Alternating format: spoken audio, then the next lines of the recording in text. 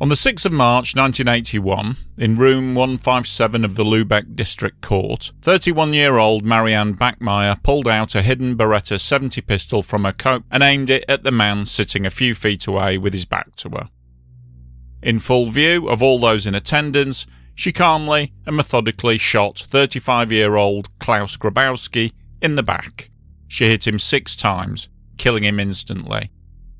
She then offered no resistance whilst being arrested, simply stating that she was glad that the pig was dead and that she had wanted to kill him.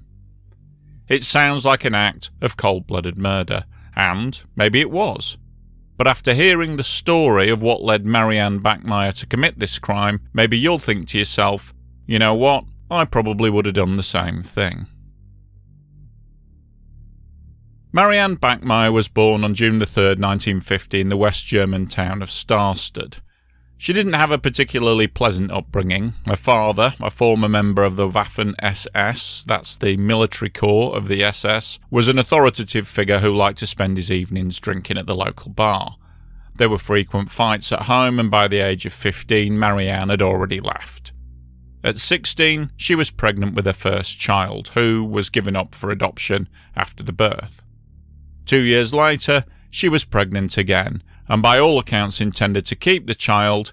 However, shortly before the birth of the second baby, Marianne was assaulted.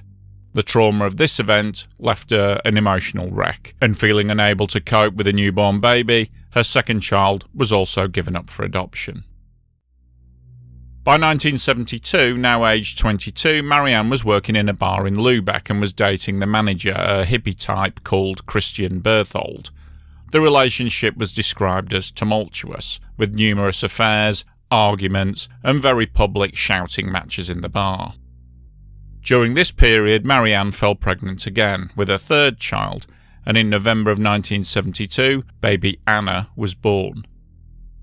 Determined to keep her third child and not to fall pregnant again, 23-year-old Marianne got herself sterilised, and this time around the baby was not put up for adoption. But life wasn't easy. The late nights working at the bar and the non-stop party lifestyle took its toll on Marianne's relationship with Anna and also on Anna's schooling. However, despite the breakup with the father, Christian Berthold, who wanted nothing to do with his child, Marianne managed to keep Anna by her side.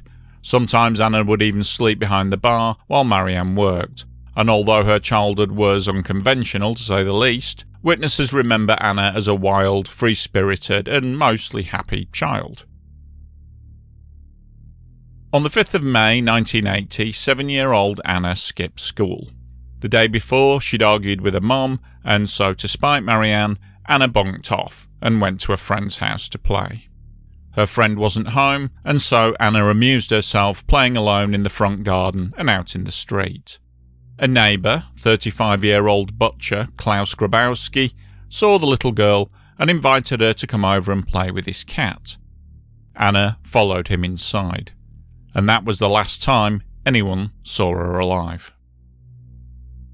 Details of exactly what happened to Anna are unclear, but what is known is that sometime during the afternoon, Grabowski strangled Anna with a pair of his girlfriend's tights and hogtied and packed her body into a cardboard box, which he later dumped by the side of the local canal. Grabowski confessed the killing to his girlfriend that night, whereupon she went straight to the police. Klaus Grabowski was arrested, and Anna's body was recovered.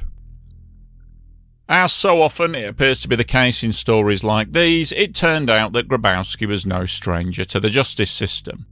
He had once chased a young girl and tried to strangle her, but she escaped. For this he was charged with attempted murder and given probation. Later, he was caught abusing 2 young girls and was made to undergo chemical castration in 1976. A psychologist involved in the case had argued that Grabowski's sick urges were addictive in nature, and that basically poor old Klaus just, couldn't help himself. It wasn't his fault.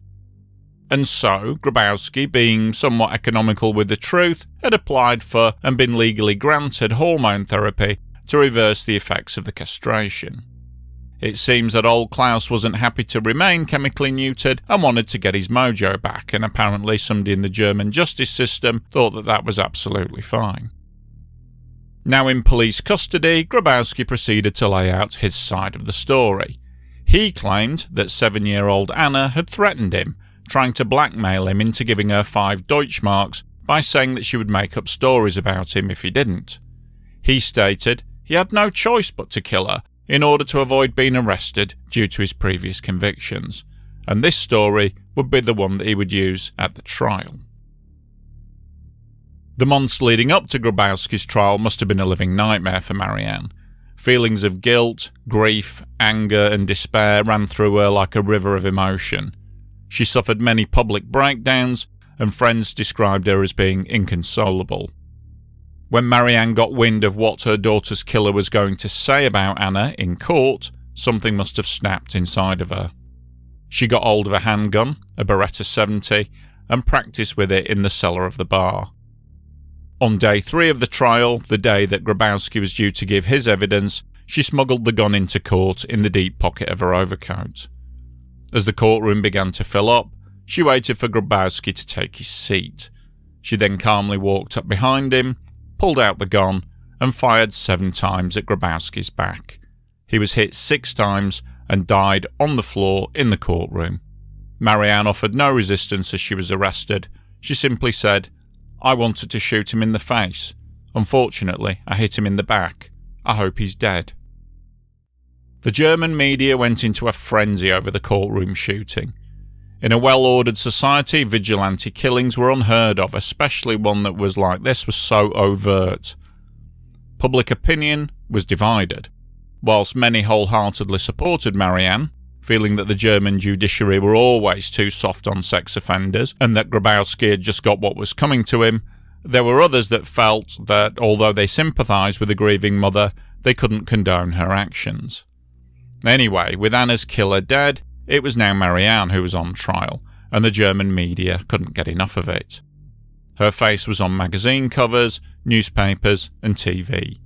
She became known as the Revenge Mother, a symbol to all those who felt that this was real justice and she should be freed immediately and without charge.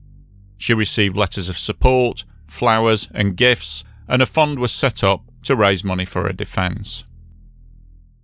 Until her trial, Marianne was held in a secure psychological facility for 15 months as she was deemed to be a flight risk. During her time there, she refused to cooperate with the court-appointed psychologists and resisted all attempts by them to coerce her into confessing that the act was pre-planned. Prosecutors wanted to show that what Marianne had done was undoubtedly premeditated and therefore warranted a first-degree murder charge. They sought to prove that she intended to kill Grabowski that day and had planned the killing with detail. They wanted to show that she was an unfit mother who allowed Anna to roam free and wild while she partied it up. She was charged with murder, and the trial began. Of course, the trial was an absolute gift for the German media. Marianne showed no discomfort in being in front of the cameras. She was a striking and articulate woman, a grieving mother, a victim who seemingly had the support of most of the German public. In the end, Marianne's argument that the gun was for self-defence and the killing of Grabowski in the courtroom was a spontaneous act brought on by the stress of seeing the trial evidence was enough for the judge. Perhaps sensing the public mood, he ruled that the killing was manslaughter, and Marianne was sentenced to 6 years incarceration. The prosecution was absolutely furious, but it was a done deal. In the end, Marianne Bachmeier spent just 3 years behind bars before being released.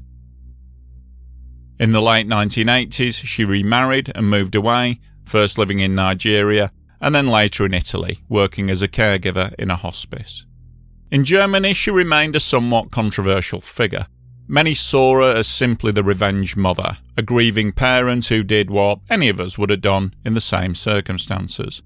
Others took a more cynical view. They saw her as an opportunist, a mother who, whilst undoubtedly grief-stricken at the loss of the daughter Anna, took the opportunity to make a dramatic statement, to give some meaning to her life, and to keep the spotlight on herself for as long as possible. In 1996, Marianne died from pancreatic cancer, and she was just 46 years old. She's buried alongside her daughter Anna in Lübeck's Bergtor Cemetery. 2 movies about the Bachmeier shooting were made, Anna's Mother and No Time for Tears, both released in 1984. Sometime last year, a short clip from the film No Time for Tears started doing the rounds on social media, purporting to be actual footage of the shooting. But it's not, it's a scene from the film. And the woman in the clip is actually an actress named Marie Colbin.